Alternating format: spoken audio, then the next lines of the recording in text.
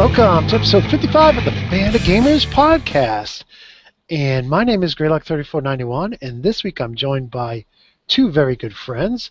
The first is Osiris Prime. Hello, everybody. I'm back. And returning from 3 weeks of moving, Zeuxidamas. Hey, what's up? I'm back too. Back from exile. Woo! Great to have you back, buddy. Thanks, sir. Good to be back. Pretty soon he'll be in his new digs and have Fios and all this great stuff, and we're all looking forward to it. But in any case, episode 55. Wow. 5-5. And like we do every episode, we start out talking about what we played, and I get the floor, so I'm just going to go first. And, basically been playing Destiny, working on going through the all the missions, co-op mission strikes and everything with my friends, with our new characters, and really loving the Titan. And but besides that, I kind of had an odd. We had a big get together this weekend, and so prior to that, I had kind of an odd Friday night open, and I jumped online. I got together with two really great friends, Jetty and CT. Oh, and Fury was there too, and we played some. We started out playing Quakecon. I love that game. What a great game. And then we moved on. We were going to move on to Risk, but it wasn't working. What's wrong? Hasbro, what is wrong with you? Come on, you got to keep that stuff going. I know we were kind of laughing because CT bought the previous Hasbro game pack right before they had a sale. Like, yeah, buy the Hasbro game pack, Risk, Scrabble, whatever. And they shut down the servers the day they had the sale. It's like, what is wrong with you people? So, Greg, Come on. What platforms were Carcassonne and Risk, and I'll skip to your next one too, Trivia Pursuit on. We played everything on Xbox One. Okay. Carcassonne was BC, backwards compatible. Okay. It's just a great, fun, relaxing game. We had fun with Trivia Pursuit, but it was it was kind of silly. Then we finally found a game Fury had, which was Titanfall. But the problem with Titanfall was, I had reset my Xbox a couple weeks ago, and when I installed Titanfall, it did not install all the DLC. So we had a very limited number of maps we could do. But we had fun. We had a lot of fun, and Trivia Pursuit's fun. It's it's Trivia Pursuit, right? So it can be fun in small doses, I think. And really, that's my playlist, and we'll go to Prime next. Prime, what did you play last week? I do have one more question. So, does anybody is the Xbox cross-buy, cross-play thing enabled yet? Like, has anybody tried? I think the first game is coming September, right? Okay. All right. Yeah, I don't think it's started yet. Well, I guess with I think the only game right now is Quantum Break. I think is the only one right now. That was a cross-buy, right? But I don't think that's a cross-play. Is that not cross-play? Oh, I thought it was cross-play too. I don't think it is. I think it's only cross-buy. Okay. And the official games that they listed at E3, I believe the first one is not Forza Horizons 3. I think that's the second one. You think the first one is it Gears of War? Is Gears of War coming out mid-September? Gears of War is definitely October. Was definitely built from the ground up for cross-buy and cross-play. So the unfortunate thing is, I think the first show that I missed as the start of the move, I had been planning on attending, and I think I had a topic.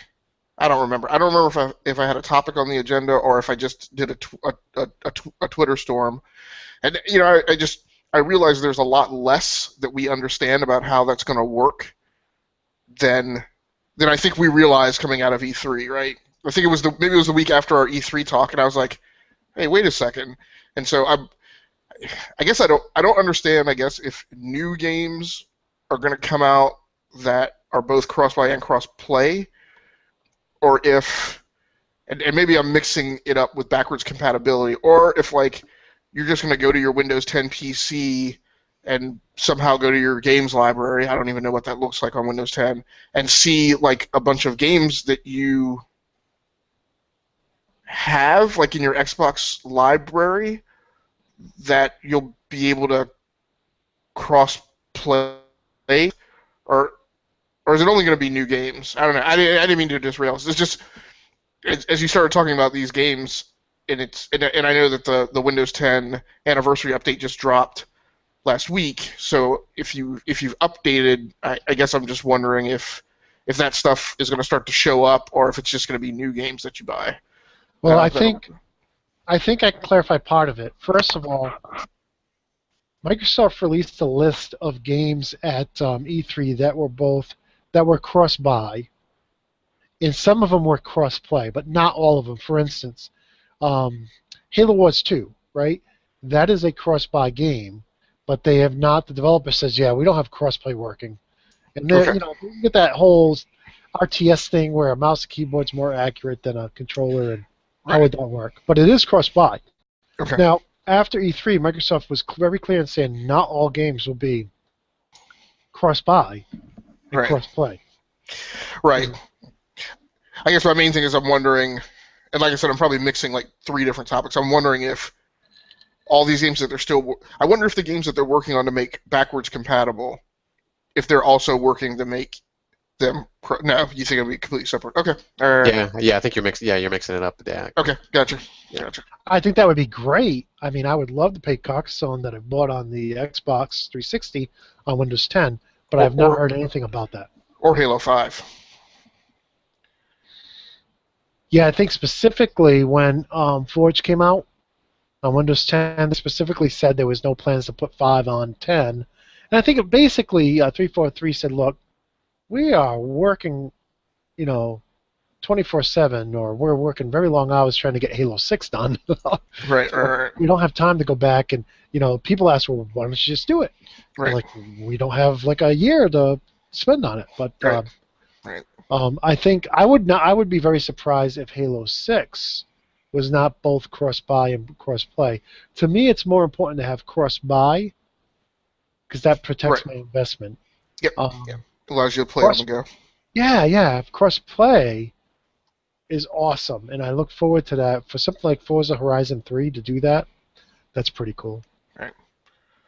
But let me kick it over to Prime here. Prime, what have you been playing? All right, so pretty much a mirror image of last week, except for one addition that I got. So Black Ops 3 that I always play. Still going through my backlog, doing Advanced Warfare, going through the single-player campaign. So usually, if I get at least an hour, maybe a little bit more of gameplay, I'll try to I'll go through at least one level through Advanced Warfare just to kind of keep it going. So I was doing that a few times this past week. Pokemon Go, still playing that, of course. And then one that I've added this week's Universe Online. I jumped back into that, and I was actually playing with Solo Racer X this past Friday. We jumped on there for, about a couple hours, maybe 2.5 hours. Actually, it seemed to fly by really quick when we were playing that game. So, but yeah, we had a lot of fun in there. He was a level 20 when we started, and I was only like 7, I believe. And by the time we finished, I got up to 16. So it's a good jump there. So definitely better when you're playing with somebody. Obviously, he was a higher level too, so he was able to help me out a lot. But yeah, so that was very cool. Then I played a little bit more over the weekend just by myself, and I got up to 18. So kind of catching up with him. And I think he only jumped up to like 21 or 22. So and I know he said, obviously as you get further along, it kind of takes a little bit more grinding to level up. So we got that going, and that was pretty much it for this past week. Zeus, how about you? What you been playing this month or so, or maybe week? Yeah, so this is actually only the past week. So amazingly, I actually did get some game time while I was hanging out with my wife and kids at the hotel where they are staying temporarily. And I had some times, after the girls got to sleep, where I was able to slip out to the lobby and get some gaming done. So I actually had this machine with me, my CyberPower PC FangBook 3. So I played some Need for Speed Most Wanted on the PC. The best thing about that session was I've realized I'm not a huge fan of the Need for Speed games that have been done by Criterion. There's too much intermix in the game design of the Burnout style of gameplay. primarily in that there's just tons of motion blur all over the place, right? The specular lighting is way overamped, particularly in nighttime races. It just becomes really difficult to track where the road is going, and in particular, much worse than Forza. I guess I feel like maybe the resolution of the minimap in the corner is too low, and so you don't get much of a read ahead of where the course is going, right? Because you're just like in a huge urban area, right? As you come up to any intersection, the course can go like 8 different ways, and I frequently feel like the lead time on understanding what the next turn is really too close in for me on Need for Speed Most Wanted. And the first little bit that I played of that game, I just hated it because it was like I was spending all my gray matter, all my brain capacity was expended on trying to track where the map was going and not on driving the car. And also, there's a couple another big irritating thing about the game, and I cleared this hoop this weekend, is I just never realized that there were no safe houses in Need for Speed Most Wanted. So, which is a huge divergence from previous installments of the game that are done in this open world format with the hot pursuit dynamic enabled. So a lot of my first few hours in the game, which I've played over a couple years, right, was expended like getting into a race. There's always heat. Like you never get through a race without attracting the cops. Never. and then getting to the end of the race, it drops you. It brings up all your stats. It drops you back in the car in the middle of a pursuit, and just not grasping that there's nowhere on the map to go hide. Like there's no. When you get the cops' attention, it's literally only evasion. Like there's no, because every other Need for Speed with the hot pursuit mode, you pop into the map, into the big map, right, which pauses the action on the street. I down select to just show me the safe house icons, and then I hit that on my GPS, and I just evade the cops until I can get to a safe house. But Most Wanted, that convention's not there, so you're literally having to try to lose them, find a side street or an alley or an industrial area, and go in and hide. So, but I finally figured that out. I paused the game, I Googled it, finally, and read through a couple forums. And once I had that in my head, the game became a lot more enjoyable. So is there like a radar that you see on the map, or like that you have to like get out of, or I guess I'm kind of thinking of like Watch Dogs or Grand Theft Auto or something like that. Yeah, it's the same. So that mechanic is kind of the same. It's while you're within visual range of the cops, like you're not evading them, so you need to. I will say, the visual detection is amazingly, I won't say realistic, but is amazingly not overly gamey. Right? Like usually it's as long as they're on the mini map, like they can see you. Like even if you're behind a building, right? But quite literally, I hadn't fully evaded. A cop passed me going the opposite direction on a highway, but there was like some construction and stuff in between us on the median, and he literally didn't see me. So I was really impressed by that. But yeah, so I guess the other major convention that's very jarring is because there's not a safe house, there's really not a normally in Need for Speed you go to a safe house or a garage or something before you can pop into your car inventory and switch cars, but there's no convention for that in the game. I think you could just access your car inventory like at any time. So I haven't tried it like racing at full speed, but you can, if you come to a stop, you can definitely just pop into your car inventory and change cars. So it's just in kind of a Pavlovian reaction, right, where you're kind of programmed and taught over many years to expect certain mechanics and conventions in a game franchise. They jarringly switch things up in Most Wanted, and so I realize now that I struggled with that. So for years I didn't have Most Wanted installed on a PC. It's an Origin game, so you have to go through all that. But like I was like, I should install Origin so I could play Most Wanted, but I disliked it so much that I wouldn't even bother installing Origin. So, but that's what I played a good chunk this weekend, and then I played some Half-Life 2, also on the PC, which again is just a game that I've never gotten around to finishing. Had a blast, like really enjoy the weapons, some of the puzzles, even though I'm just not a huge fan of puzzles, but I really liked playing that this weekend. Right. Yeah. And then I played. Had my iPad Pro with me, the 12.9 inch, and played some Field Runners. I haven't done as much gaming on the iPad Pro, even though I'm an avid mobile gamer. But as one would expect, playing games on the iPad Pro is pretty awesome. The only thing I regretted is I didn't bring my little iOS game controller with me, so I also played a couple racing games, Real Racing 3 and Asphalt 7, but not having the controller. And I've played those before and know that the controller works, but I didn't have it with me, so I had to use the goofy tilt controls, which are just kind of problematic when you're trying to tilt and turn like a 12, 13-inch tablet held right up to your face.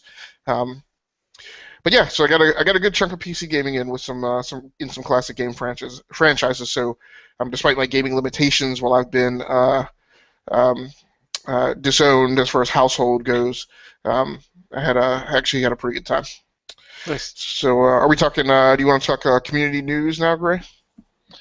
Yeah, we do. And this first break is brought to us by Gaming World Forums, a peaceful corner in the web. And come visit us. We got a bunch of different communities. We got CAG, we got CAG NFL, we got Casual Adult Racers, we got Band of Gamers right here, us. And so feel free to come visit us, gamingworldforums.com. And they have sponsored the community news. And we don't have a lot of community news this week, mostly because I'm really, really busy. But we do have a solo Racer X top 5. And at some point, I want to figure out how to I want to put that video right into the podcast, but we're not there yet. I would have to say that 3, 2, and 1 I loved. I loved them all. But when I go back and watch number 3, and all these cars driving the dock, they can't see each other. All you can see is the gamer tags above each car, but they can't see anything because their headlights are out. Driving the dock in the corner of the map, not on the road, don't know where to go. I'm just laughing. So my pick is number 3, but 2 and 1 were great. Prime. Yes. What was your pick? I did pick number 1. You're Going the Wrong Way is what it was called. So they kind of just showed like a lone kind of car going backwards around the track, and then they show, I'm assuming it was a start of a race, and everyone just started going backwards. So it's kind of funny. It was pretty funny. Yeah, good stuff. So if you want to see it, you can either visit casualadultracers.com or you can find Solo Racer X on YouTube. But good times. These guys play every week. It's where people go to laugh and have fun and crash. And I wish I could play. I can't stay up that late. I used to play with the guys, but we work in 612s now. So, but a great group of people. If you're looking for somebody to play Forza with, a group of adults, lighthearted adults, definitely a great group to hook up with. And that is our community news. Unless anybody else, did anybody else have community news? Anybody? No. Nope. Okay. So that brings us right into this week's gaming news. And I'll go ahead and start because I have the floor. I read this article, and I'm going to apologize to the people who wrote it because I did not have time before the show to give you credit. I'll try to give you credit next week. But it was a great article that explained why the PS4 and Xbox One cannot do 4K streaming and 4K Blu-ray. And the reason, I just thought this article was totally fascinating. When those consoles launched, the DM Digital Media Rights scheme had not been finalized. And when it was finalized, as the article goes, it required hardware, pieces of hardware, electronics on your circuit board to ensure that to make sure that the video is not pirated. And that not having been finished, of course, they could not include that hardware into a product they were releasing before it was finished. So that's why we see Microsoft and Sony both releasing 4K capable devices later on, because now the standard has been completed. So kudos, and I'll give you credit in the next episode. But kudos, that was a great article. I thoroughly enjoyed it. I'm assuming it's all correct technically, and just thoroughly enjoyed it. And that's my piece of gaming news for the week. I'm going to switch over to Osiris. Do you have any news this week? Hey, one question for you. Sorry. So in that article, did they address? So I'm not sure if everybody knows, but a lot of people understand that. So there's a major delta in the Xbox One and the PS4 when it comes to streaming, right? The PS4, for whatever reason, has HDCP enabled by default, so if you go to stream it, trying to use your HDMI output on the PS4, it will not work. You have to dive into the menu, disable HDCP so that you can stream games. If you're using, I think whether or not you're using hardware or software. And then, of course, when that is disabled, you are not able to play. You're not able to play most video content, so not just Blu-rays, but if you try and go to Netflix and run Netflix, it will not play. It'll let you know that you don't have HDCP enabled. Now, on the Xbox One, for whatever reason, that's not a problem, right? The Xbox One just lets you, at least for game-wise, will let you stream. Xbox One reacts if it detects that you're trying to output a video to a hardware game capture card. But so in that, so the thing that you mentioned about needing something on the PCB that actually supports DRM sounds, with a great deal of fear. It sounds to me like HDCP will be enabled on the Xbox One S as well. Yeah, no. This is true, but my understanding was, from everything I've read, the PS3 had HDCP enabled all the time, and that's why with game capture, yeah, all right, so that is true, because I've read that a lot of the game capture boxes said, yeah, you're going to be coming in a component because you just can't capture HDMI on the PS3 at all. Right. That's why I bought that little splitter that I think I showed. Okay. A few shows ago. Yeah. So I think that hardware encryption is only for 4K. So I don't think anything that's not 4K is going to be affected. I really don't. Okay. I haven't heard that. Yeah. But it makes sense. I mean, I go back to Sony. Sony brought up all these studios over the years that Sony is a major owner of studios who make movies, and they have to protect their investment. Yep. And I mean. But not with good corporate internet, not with good corporate IT security. So they locked down all their boxes, but they definitely allowed their entire email enclave and everything else within their corporation to be completely ransacked by the major breach from 2015. So that's quite funny. But go ahead. I'm sorry. No, I was just going to say that I don't see why. I'm a big supporter of the Let's Play movement and Twitch and streaming, and I don't believe that you should try to ruin a game. And as a consumer, I would not sit down and watch an entire game start to finish to avoid buying the game. I just don't think that's right. But I do think that if people are playing, especially multiplayer, but even single player, they should be able to share it, and consumers should be smart enough not to ruin the experience by watching something they know will ruin the experience. Like, if there's spoilers, don't watch it, right? But long story short, why HDCP, why that card protection is enabled on games automatically? They should be able to say, we're not going to card protect the output of game video, but we are going to for Netflix and movies, and I think that's the way the Xbox works. And I'm puzzled why Sony doesn't do that, because having to go into the settings to switch back and forth all the time sounds painful. Right. Well, especially when you're streaming, right? And you open up if you're using off-access hardware, right, which means you're doing all your setup and configuration for your stream, and that device and that software is not aware or conscious of your PS4 settings, right? So many is the time, you set up for a stream and open the stream, and the automated Twitter connection to your Twitch account or whatever announces to everybody that you're streaming. You go to hit the thing and start the game, and then you get no output because you forgot to disable HDCP, right? So yeah, it's a first world problem, admittedly, but it's a pain, So hopefully the Xbox One S will not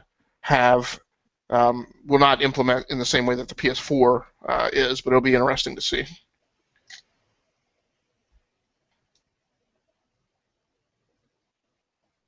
So Prime, I'm sorry, I interrupted your commencement of your news track. No, that's all right. That's fine. Questions are always good. So yeah, there's just one news article I found this past week, actually just today. No Man's Sky coming out tomorrow on the PS4 and the 12th, August 12th, which is Friday, on the PC. They're getting actually a day one patch, which I think on the PS4 you can actually download it now already. The patch is just under a gig. It's 824 megabytes, but it looks like it's gonna change a lot of stuff in the game as far as like inventory. It's going to expand it out. Planets are going to be more diverse with creatures, and just the size of the planets and the galaxies are getting bigger. I think we mentioned it last week maybe about that guy who bought the early copy, and supposedly went through the game in like 30 hours or something like that. Evidently they're going to wipe the servers, I think tonight actually. So obviously when everybody starts up, everyone's going to have a fresh start. Excuse me. There'll be more ships to be found when you're flying around and to be bought. And then there's going to be graphical effects that'll be polished up and stuff like that they're gonna fix up. But I thought it was just interesting that they're kind of doing these kind of seemingly like big changes to the game, expanding stuff and making obviously planets a little bit different, more diverse and stuff like that. Just right before the game hits. I think the game itself, I was looking up, I didn't find the exact size on PS4, but I know they were saying on Steam or on the PC it's going to be about 10 gigs, so it'll probably be close to that, like probably 8 to 10 gigs on the PS4 too, which I was kind of amazed how small the game is, size-wise at least, for the download, compared to other games like just like Battlefield and stuff like that, where it's like 40, 50, 60 gigs that you gotta download just for the game itself. Formula. Yeah. So I just thought it was kind of interesting that they're making these big changes right before the game comes out, and relatively small too. Like I said, 824 megabytes. It's not fairly large, so it's be a fairly quick download to get through. So not too painful like 10 to 12 gigs that we've seen on day one on some games. So, but did that article give you any sense for the install size of the baseline game? Well, yeah, that was the PC. Like I was saying, the PC is going to be 10 gigs just the game itself. Right. So they were saying probably like 6 to 10 for the PS4, probably a little bit less, I guess. Yeah. It makes me feel that one possible reason why it's that small is that a vast majority of the game and its environment. Well, yeah, it makes me wonder if a vast majority of the game and its environment and basically anything except your ship is actually like streamed to you server side. Yeah. I don't know. Well, there was actually that's a good topic. I think we talked about this a little last week about the super formula and how they the guys over at, and I don't know if it's in jest, but it didn't seem like the story was in jest, where they were saying that the majority of that 10 gig is audio. Wow. Well, the other thing too is, and I thought this is where you were going. In that game, much of it is procedurally generated. Right. Right. So they don't have. It's just a bunch of templates and a randomizer that switches that stuff up, I think, right? Well, that's the story we had, because the guy who came up with the super formula, which is what they use to generate the terrain, that was a story. That was a story a week and a half ago, and how they're going to contact the and I guess in the multitude of interviews they've had with the developer, they've referenced that. that super formula that was developed a few years ago for generating terrain, and I think that's where a huge amount of the savings is in that, because you're not, you don't have to design a planet. The super formula, generates terrain, mountains, ridges. Right, right. Yeah, just spits it out. Yeah, spits it Yeah. out. So that's, I think, where the majority of the savings is, as far as the raw polygon count and having to have a bazillion models, right? Right, right. So, but yeah, that is it's still a very interesting article. I'd love to hear more about that. I mean, that's great unless you're like the guy that Osiris mentioned, and you're just able to plow through all that content in 30 minutes, because the amount of variance of content that it can generate is only but so much. I don't know. Yeah, and actually, there was another thing that they had actually not in this article that I have in the notes, but I think it was another one. I can't remember from what site. They were mentioning how there's three paths that you can take, but they didn't really expand on. Well, actually, it does mention it here. That it doesn't expand like what that entails. Like, what are these paths? It's obviously related to the story, but is it like a good and evil path, and then what's the third path then, or who knows what these paths are? But something to do with the story itself. So I guess, I mean, probably technically you could probably get through the game like pretty quick. I mean, like games like Skyrim, they're pretty quick if you're just following the storyline, just the campaign. But obviously you can, go off and do other things. So I don't know what they're talking about here. I think the way that gentleman got through in 30 hours was he basically farmed a resource that was overweighted. So if I was the people who developed No Man's Sky, the first thing I would do is devalue that resource. So he farmed a particular resource to get a particular technology that was like super duper expensive, and got him tons of cash, and he was able to upgrade his ship. Like what should have took him a month to upgrade his ship, he was able to do in a day. And I think that's a very easy patch. And I think probably every game has had something like that, where something was just like, OP, or just it was a loot cave, like in Destiny, a loot cave, where people are, it was a The loot loot cave. the No Man's Sky loot cave. It's kind of like that.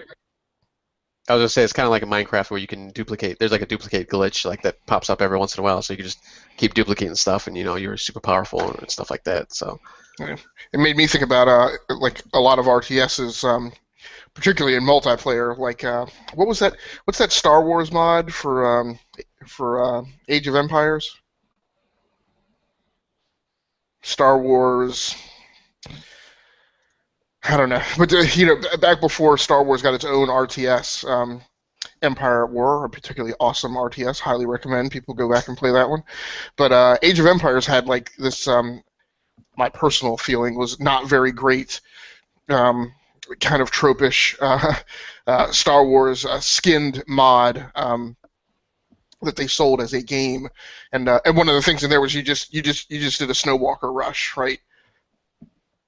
In multiplayer, the big thing was everybody would rush to try to get AT-ATs, and as soon as you had AT-ATs, man, that's pretty much game over. Whoever got that technology first. So, like Galactic Battlegrounds, was that one? Yes, yeah, Okay. yeah. That was the one Don River was talking about, and I played the first tutorial, but I couldn't figure out how to get OBS to work with it, so I kind of stopped there.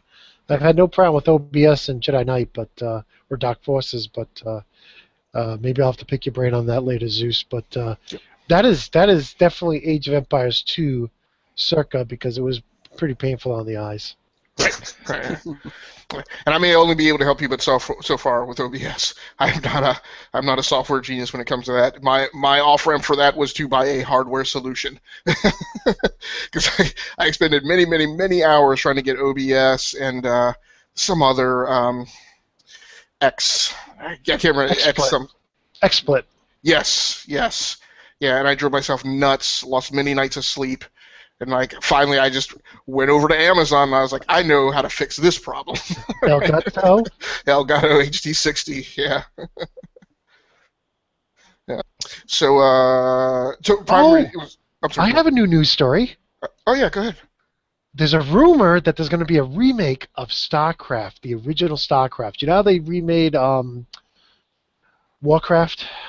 Yeah. So there's going to be apparently there is a remake of StarCraft in the works. Now I don't know how this is going to work, Yeah. but I'm excited. Did they ever finish StarCraft 2? Yeah, no, they did, and then they had the trilogy, and then they came out with this third, fourth thing, which Right. Whatever the one that they released like the game, but then like over 3 or 4 years they released like expansion packs, if you want to call them that, or whatever. But it was supposed to be like the war from like the different perspectives of the different factions or whatever. yes, exactly. In the original in the original StarCraft, there were 30 missions, 10 missions per race, and I've always been I like two of the races. There's the Zerg I don't like. I shoot me, but they're bugs. They're like grimy bugs, and I don't like them. But the Protoss are like cool aliens, and then you get the Terrans, which are cool people.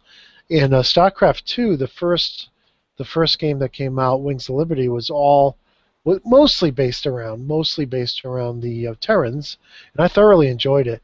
It had a lot of single player missions. It's been a while now since I completed it, but it had a lot of co-op missions. And I remember at CAG when it first came out, we would have like 7 or 8 of us against 7 or 8 of the AI, and it was just Nice. we were bringing StarCraft to its knees.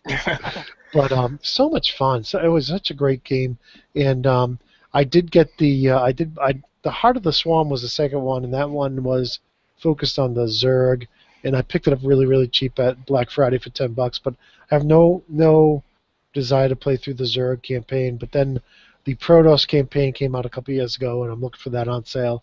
And then they came out with another one, a StarCraft Ghosts, or I forget what they called it, but it's just a whole bunch more missions, and I don't have the time. I mean, Right. but the original StarCraft 2 Wings of Liberty was just a blast. And if they took the original StarCraft and remastered it, yeah, definitely count me in. I'll be in there. I can see my original StarCraft box over there and I'll go grab it. Somebody talk while I grab it. So I'll pick up and go ahead and proceed on with the new stories that I had. So, did I have a good feeling that Gray may have watched this trailer, but Prime, did you watch the Battlefield 1 trailer that dropped late last week? No, I didn't get a chance to see it. All right, Gray, did you see that, the new Battlefield 1 trailer? No, I did not. Whew. No. Man, that's awesome. What?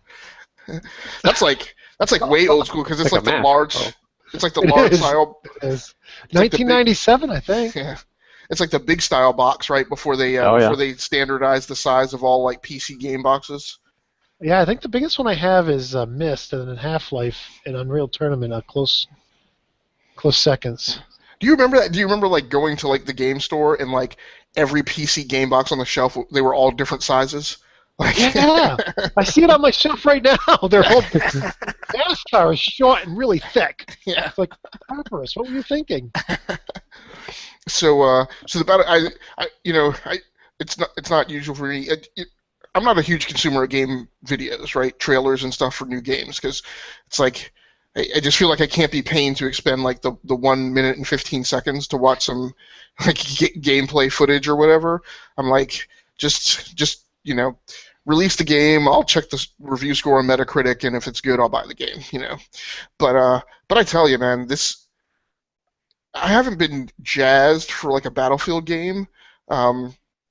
Basically in like forever, because I feel like I got burned on that Xbox 360 one that came out. I guess that was Battlefield 2.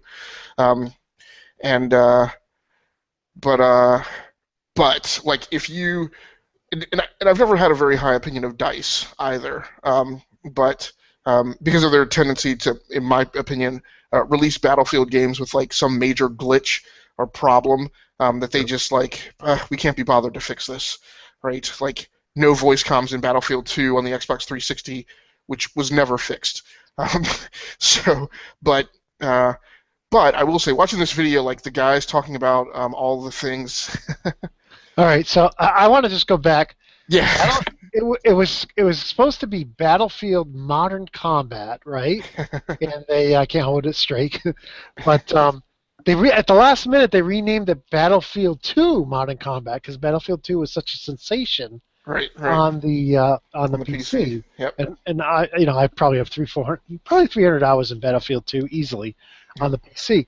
And this wasn't a horrible game, but you're right. No voice comms. Get out of my library. What was wrong with these people? But Battlefield Bad Company 2 and Battlefield Bad Company, freaking awesome. Yep. I still play those. But go ahead. I'm sorry. I kind of segued out of the. So I'd highly recommend. So I was saying I very rarely watch gameplay trailers from the developers, but I would recommend taking a look at this. And I'm hard pressed to imagine an Xbox One fan or a first-person shooter or multiplayer fan watching this gameplay video and not getting like super jazzed for Battlefield 1. They're showing an incredible, meticulous level of attention to detail in weapons modeling. The big thing they talk about in Battlefield 1 is how World War I was this tip-over point in between Victorian era warfare and transitioning into modern warfare, and so you had this really amazing intermix of weapons. Like let's see if I can do this. I'm actually watching it right now. No sound, though. I can't hear the sound. So I'm screen sharing. I don't have the option to share to everyone. I don't know if that's changed, but so I don't know if it's up on my screen. Yeah, I can see it. Yeah, but in the webpage.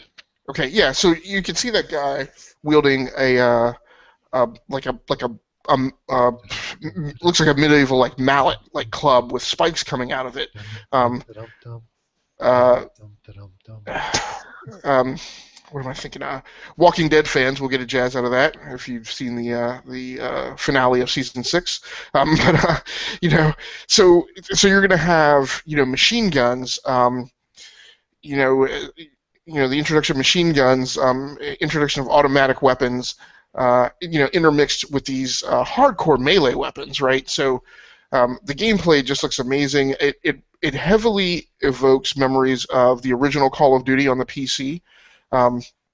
So like I said, I'm just really looking forward to that. That game launches on October 21st. So like I said, what's that? What platform?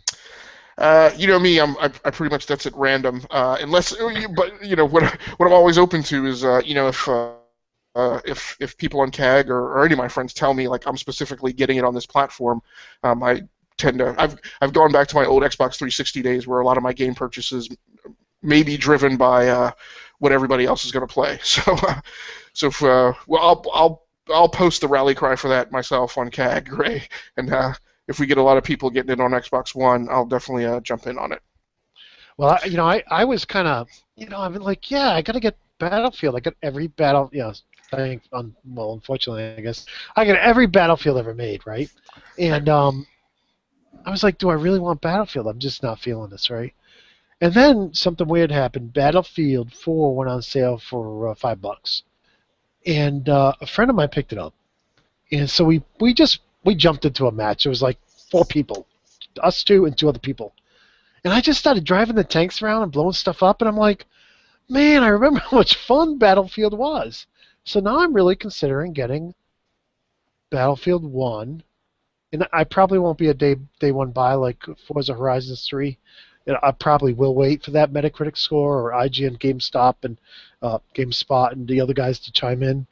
But I definitely see myself getting it and getting on Xbox One. So yeah. Worst case scenario, I can see having time off like over the holidays and being like, I didn't get that in October. Let me definitely go ahead and pick that up while everybody else is sitting at home and maybe get it on some games. So yeah, I'm pretty interested in that.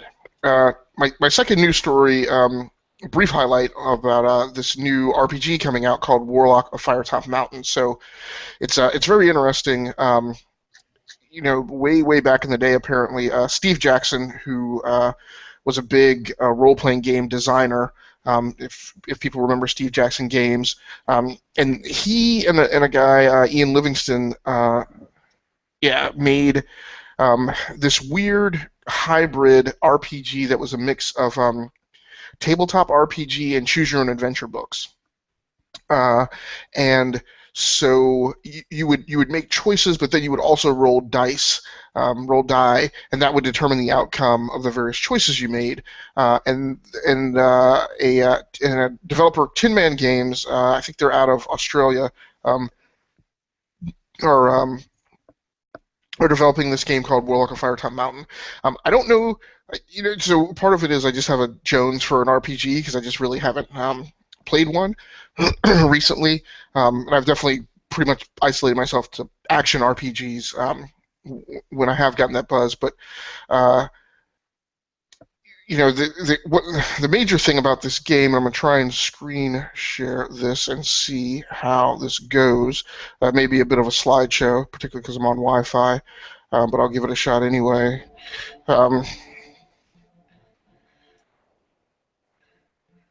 But it's just incredibly visually stunning.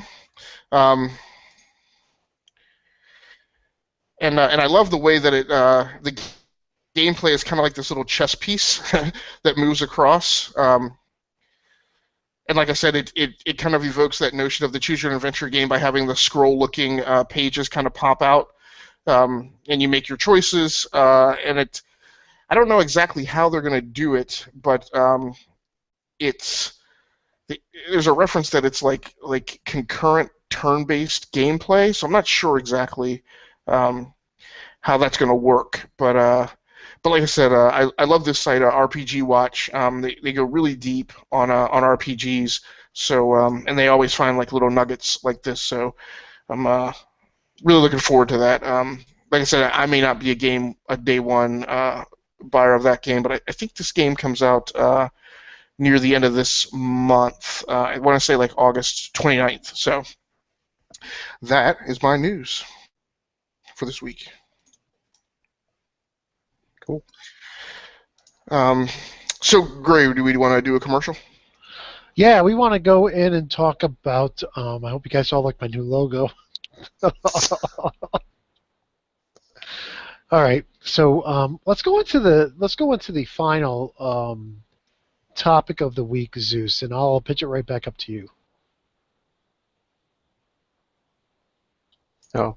Yeah, no doubt. So we wanted to briefly talk about, and I say briefly because I definitely didn't dive super deep on this, but this past weekend was Quakecon. It ran from August 4th through August 7th, and there were some key highlights that I was interested in. So I didn't get time to go back and do a whole summary of everything that got dropped at Quakecon, but it's interesting because.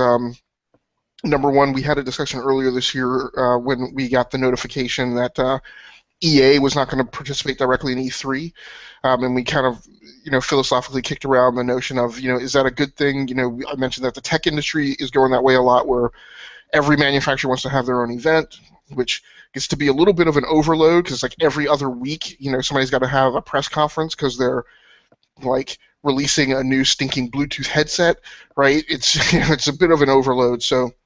But the game's starting to drift in this direction. QuakeCon is at a good time of the year because they're in that soft spot between cons where we had E3 and there's kind of nothing between E3 and I guess is it Gamescom that's coming up or TGS? I think Gamescom is first. Okay, all right. I want to say that's maybe late this month or. Yeah, something. I think TGS is not until like November, or maybe even September, November. Right. So they've kind of got a soft spot in QuakeCon, and Blizzard occupies a. Well, I don't know why I said Blizzard. So id and now Bethesda, kind of occupy this big space in the industry. But so first of all, there was a big, you probably missed it, but there was a big Steam sale this weekend, which I didn't pick anything up, but Doom was reduced. There was new Doom DLC that was available. I won't get into that in a lot of depth, but it was basically some additional map packs, I think one new multiplayer mode, a new demon model or type that was available in multiplayer, which is good, right? Because I guess the season pass for Doom, which I believe was a summer release or very late spring release, multi-platform, is still enjoying a pretty good following.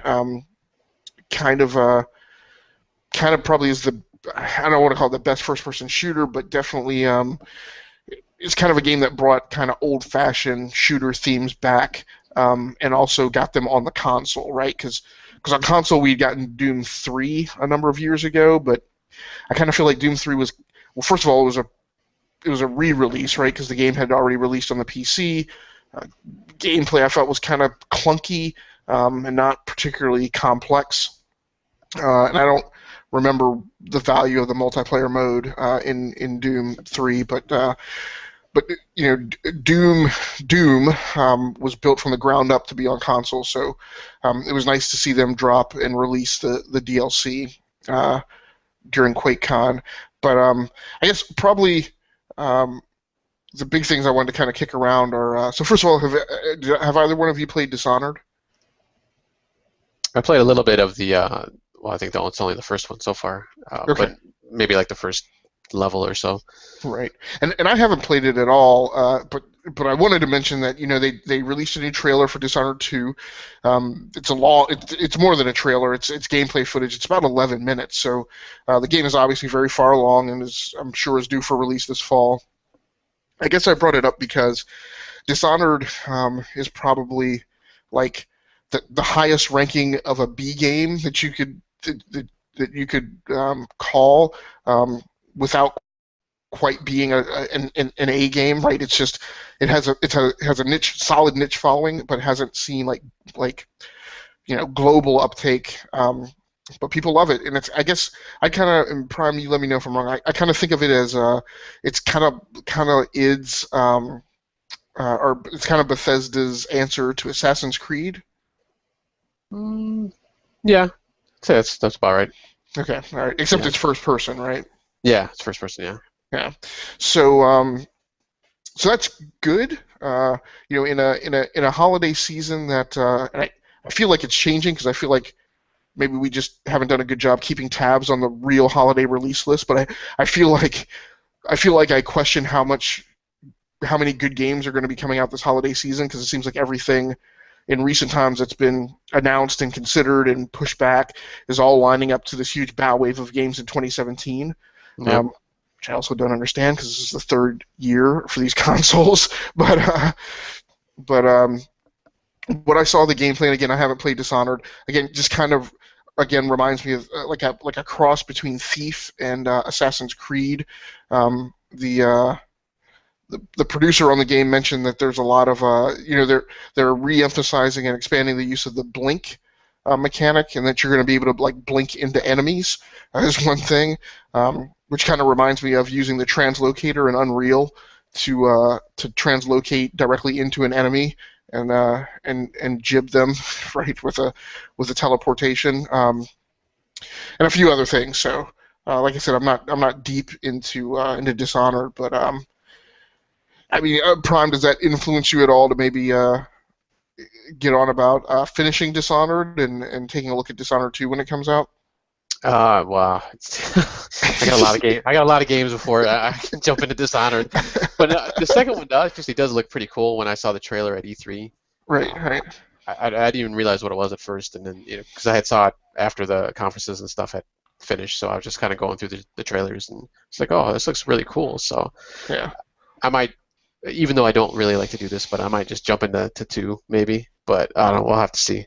I'm usually like I have to go through the series because it's kind of a weird thing of mine. But No, I'm there with you. There are many games that I'm like, I should play this game, but like Yeah. I feel obligated to complete the prequels when we really shouldn't. But Yep. I think the other thing that I find interesting about it is reading up on it.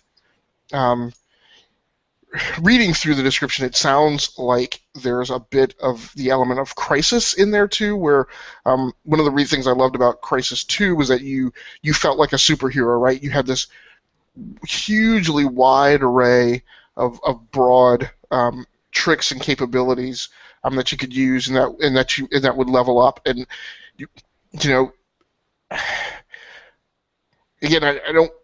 A lot of people would consider this a negative about a game, but like I didn't experience a ton of fear in that game, except very rarely. But 90% of the time, I just rolled through that game feeling like I'm a really powerful dude. Like, let me just figure out how I want to wreck stuff like on this level. So Dishonored also feels like it's just giving you a really broad, or Dishonored 2 sounds like it's giving you a really broad array of capabilities to use to kind of approach problems however you see fit.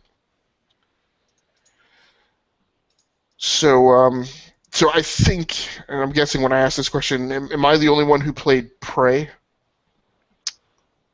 I played maybe like a third of it. I got through. Okay, Gray, how about you? Been a while though. I'm sorry. Gray, did you play Prey? No, not at all. No. Okay.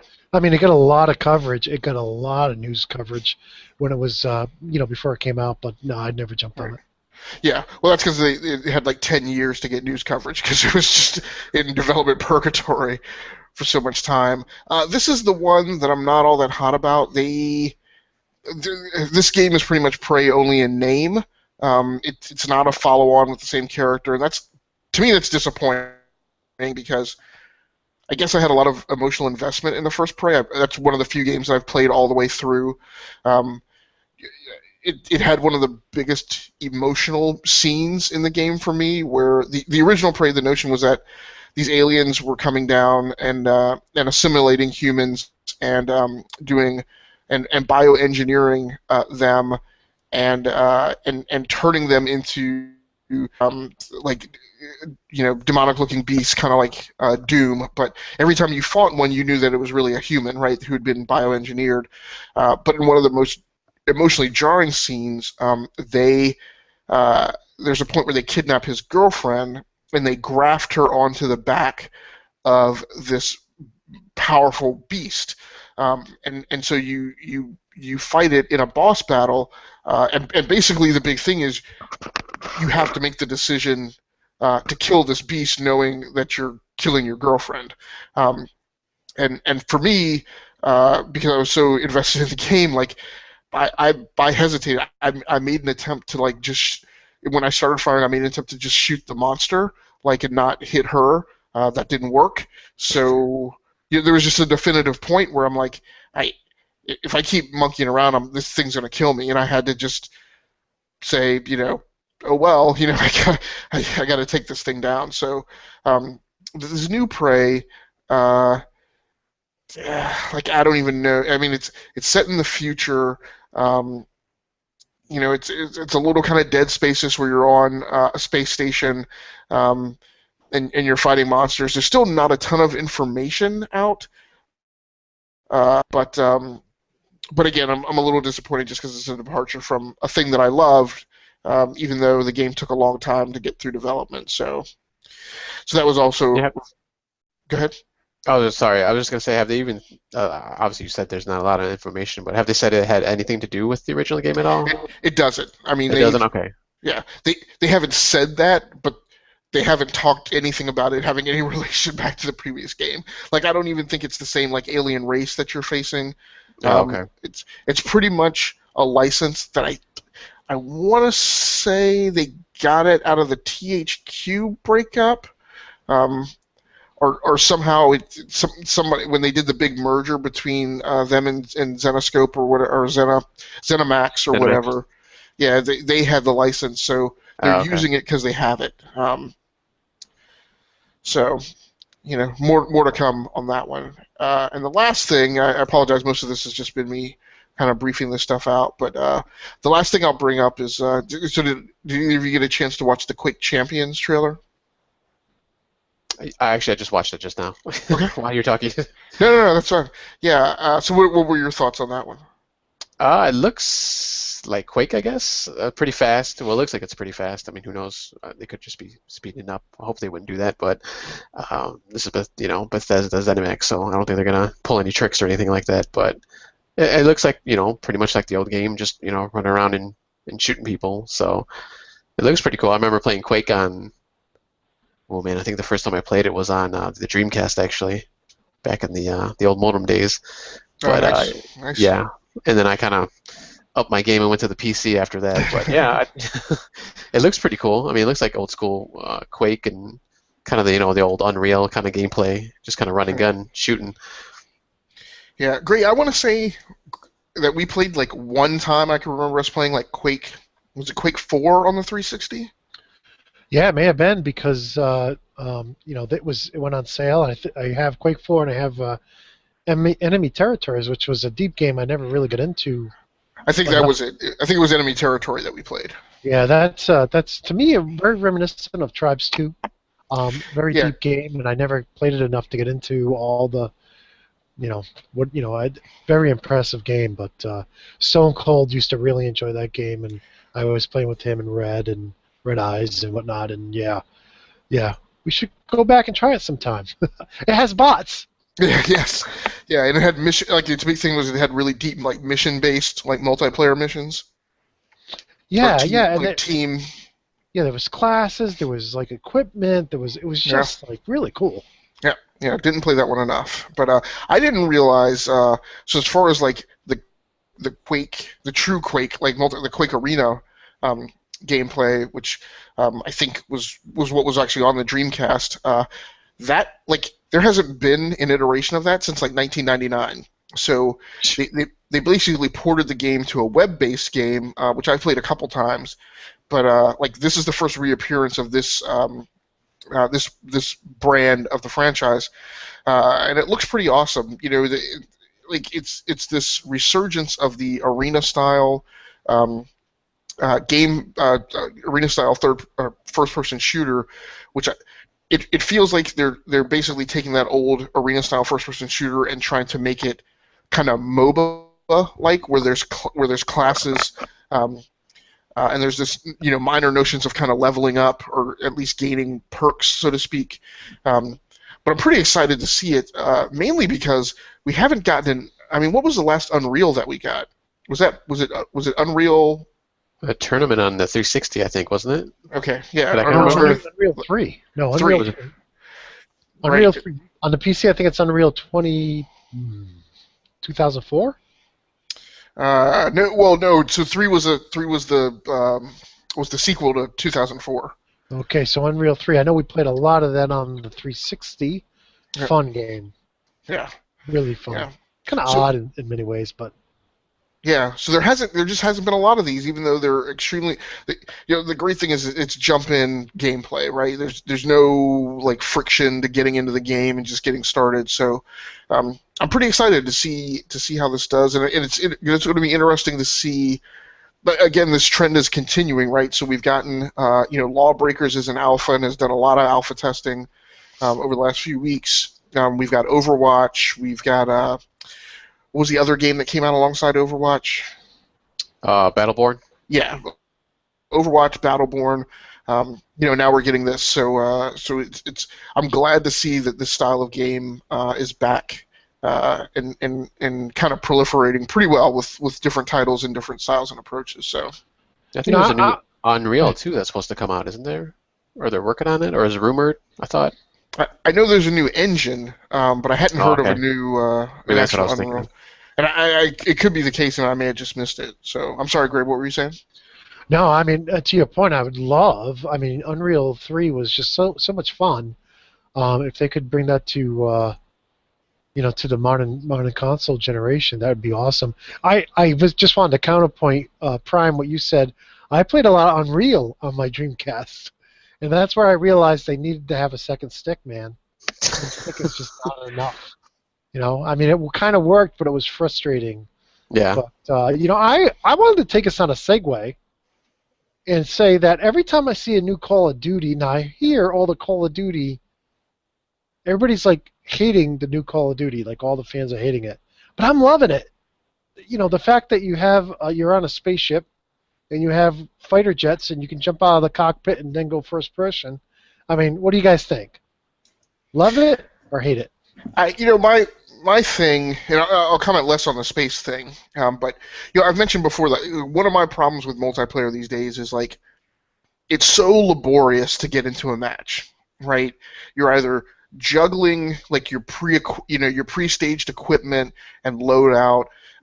You're managing perks, prestige, like it's an RPG, right? And it used to be that back in the day, I hate to use that term, but back in the day, like this Quake 3 Champions, right, and Unreal, it was just literally 10 seconds, right, to get into a game, and that's the main thing. And I was thinking the same thing, Gray, with Call of Duty. But that's my problem. Like all these, Call of Duty, Battlefield, I like them for what they are, but I feel like I feel like we're abstracted many tiers away from the notion of like the stripped down, purest first person shooter. And I feel like Call of Duty Space Warfare or whatever it's called. While I find it interesting, I feel like is going to, it's another level of convolution, right? The Advanced Warfare or whatever last year's version with the exoskeletons. While I feel like the single player campaign I was fine with, but I felt like in multiplayer, like it just. And I hate to use this term, right? Because then the trolls latch onto this and like, oh, you just feel like the game's too hard. I'm like, no, the game is just more complicated than I need it to be on a Friday night when I just want to play with friends, right? So we already had the level of complexity of like the weapons, but with Advanced Warfare, it's like whole new classes of weapons, and then there's the exoskeleton and how that plays in multiplayer. I don't know. So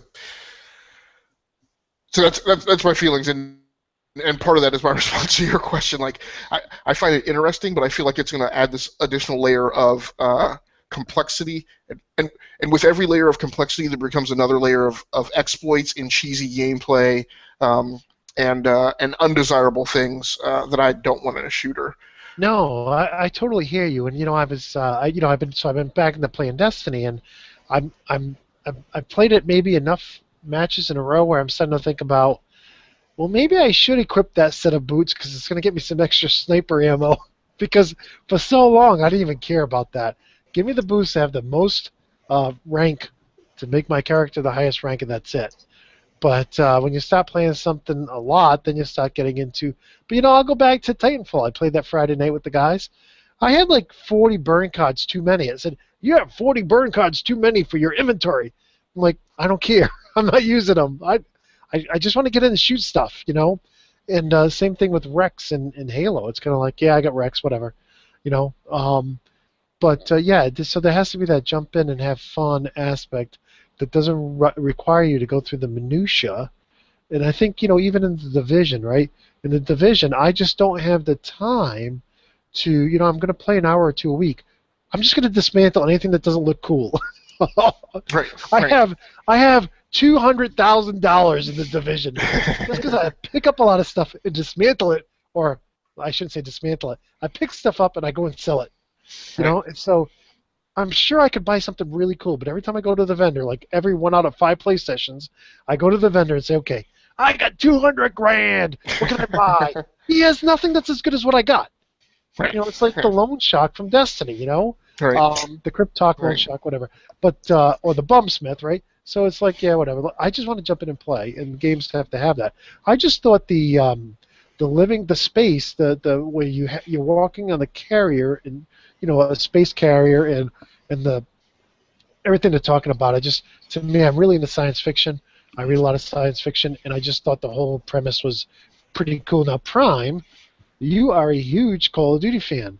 Yes. What are your opinions of the new trailers you've been seeing? I think they've been looking really cool. I mean, honestly, I'm just gonna pick it up anyways because I always pick up every Call of Duty. It's just kind of my go-to, kind of just mindless, dumb gameplay that I like to do, just because I like to play the multiplayer. But going through like Advanced Warfare's story mode or campaign, it's actually really good. It's leaps and bounds above Ghosts. And I played through all the Ghosts, and I mean it was just kind of generic story in Ghosts, but and this one's still kind of generic. And maybe it's just because of the actors. Obviously, they have Kevin Spacey in it, and just I thought the acting is really good, and just the way everybody's kind of interacting. But and like I'm maybe halfway through, if even that, with the campaign. But it's been pretty good so far. I haven't played Black Ops 3, which was this past year's Call of Duty. I haven't played the campaign yet, and I haven't really heard anything really good or bad about that one. But if they can kind of keep on par with with the story, and everything's looking cool with space combat. I did read something. I don't know if it was a rumor or not, but they were saying now in multiplayer, now when you like if you rage quit or if you just someone quits out, you're kind of stuck. It's uneven teams. But I guess now they're actually going to throw a bot in there until a human player jumps in. So that's pretty cool. At least something to shoot.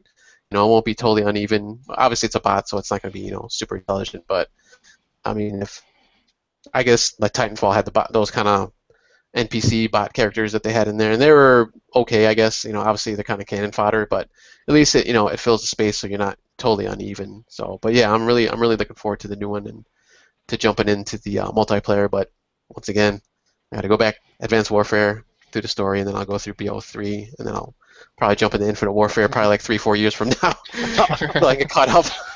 I think it took me like 4 or 5 years to get through the first Modern Warfare campaign. So. Zeus, there was a news story a couple weeks ago that kind of goes into your frustration about the PC games or just games in general, and just be able to jump in on a Friday night and play with your friends.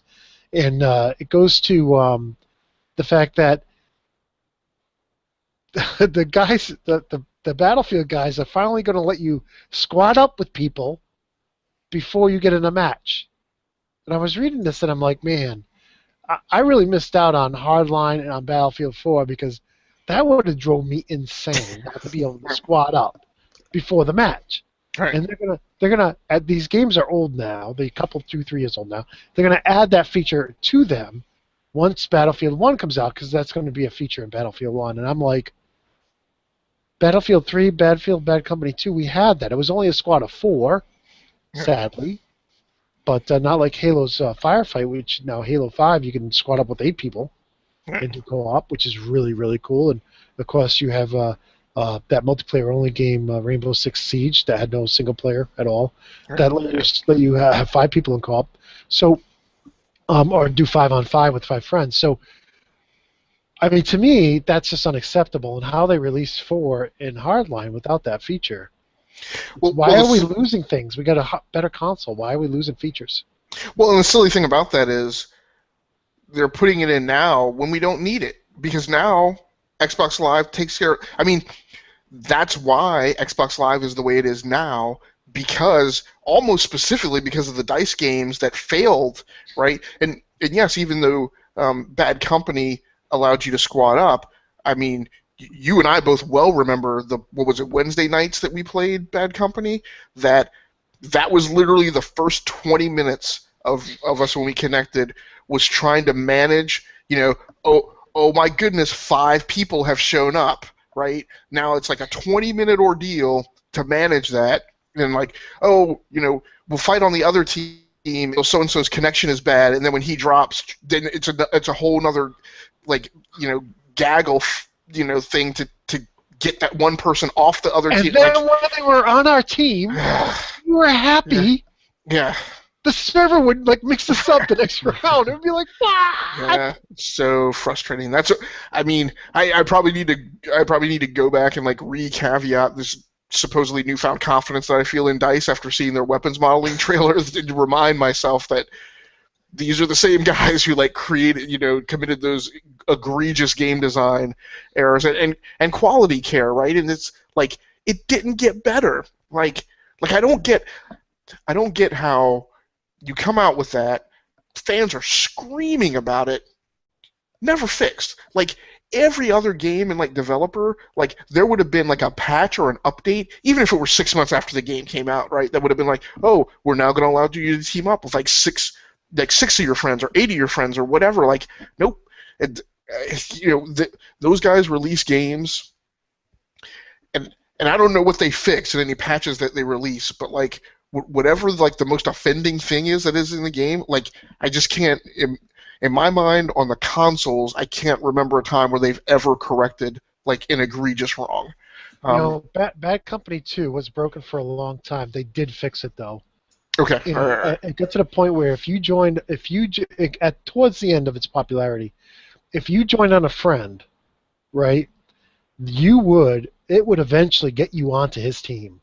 It may take a couple of rounds, but it would get you on his team, and it would stay, even if you're not in the squad, because you joined on him, it would try to always keep you on his side. And once you got on his side, you stayed on his side. Now, when 3 launched, some of this was broken again, which I just didn't understand. you had it working perfectly, and now you broke it. Kind of like with the whole Master Chief Collection. It's like, you guys had this perfected for years. How did you break it? Right. But right. but in 3 it was kind of broken at first, but they did fix it as well. That was a much shorter delta. Right. Right. Yeah, How 4 comes wasn't out. really any better either when it first came out on the 1. There was all kinds of problems with that one, and actually I didn't pick it up for like 2 or 3 months, but by then, I mean, most of it had been fixed, or a majority of it had been fixed by then. And then I think Hardline was, I don't think that was DICE. I think that was another company, and it was pretty good, pretty solid when it started. But like I said, it wasn't DICE, so But we'll not have being to able to see. squat up before you go in, to me, that's a killer.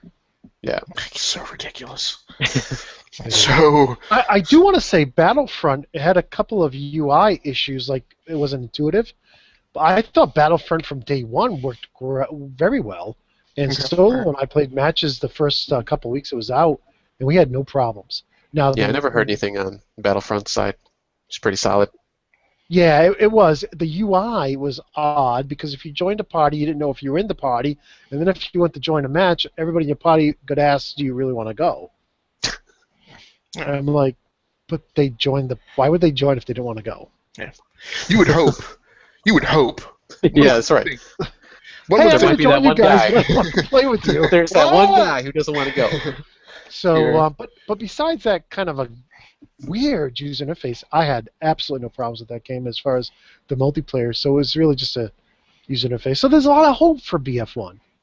Yeah, yeah. One would hope and think that a development company, a professional development company, when isolating themselves to only supporting a multiplayer mode, would tend to nail most of those things, right? You know, if there's any excuse for how they've bungled things up in the past, maybe there's an argument that they were trying to do both single player and multiplayer. But yeah, I would hope that Battlefront would have mostly nailed it. Right? Listen, this is a reality. This is a reality we live in.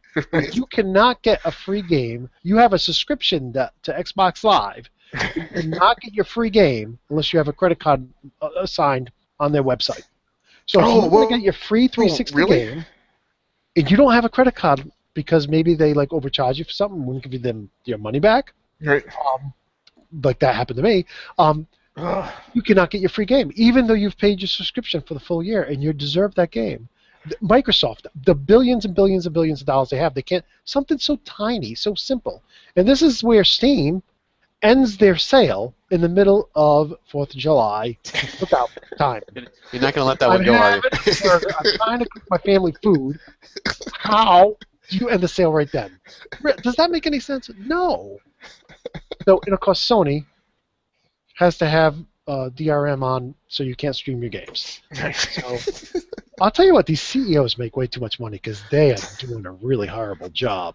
But in any case, my rant's over.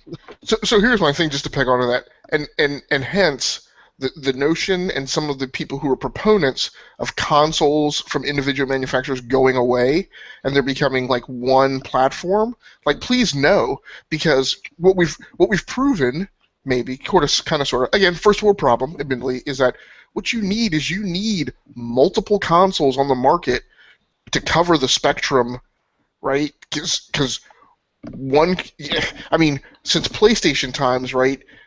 You know, there's continuing to be and has historically been things that Sony does well versus things that the Xbox does well, and it's a really enjoyable experience to have both.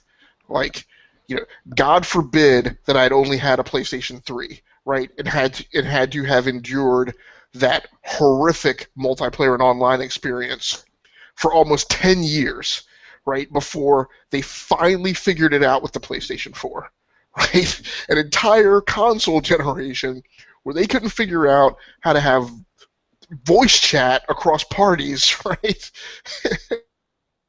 in game and a consistent multiplayer experience. So, yeah, please keep making consoles from multiple manufacturers. Yeah, competition. You have to have competition. I mean, Sony, Microsoft's, Valve, all these companies were teasing DICE. They make some great products. When they stumble, it's really obvious. You know, they may take 10,000 steps and walk straight, and they take one step and stumble, and everybody notices. But they're all great companies, and you have to have competition. if you didn't have Call of Duty and Battlefield and all these other first-person shooters competing with each other, there would be no innovation. And the same goes for Sony and Microsoft and Nintendo. Hopefully, they will continue to be a major player in the console arena because I think they make it a better place. But I'm looking at the time, and I think it's time to wrap up. So we'll start with you, Zeus. Any final words? No, man, I'm gonna leave it. I feel badly that we're ending on a very low note. Like, I was excited to get back to the podcast, excited that I got some gaming in this weekend, and now I feel like we've brought it all back. We've burnt it all back down. I tried to build it up a little. They're great. We love you guys. You give us so much fun. Yeah. So no, I don't have any additional comments. Prime, what about Prime? you? You got to tear it down, and then we can build back up. That's fine. We've been doing that the last few weeks, anyways. No, that's all I have. Well, on behalf of Zeuxidamas, welcome back, Osiris Prime, and myself, Greylock3491, I want to thank you for watching or listening, if you're listening. And you're always welcome to drop us an email. Visit us at the website, bandofgamers.net. Invite our friends like Lance. If you want to join us, please feel free to. And any other friends listening, if you want to join us one weekend, we'd love to have you.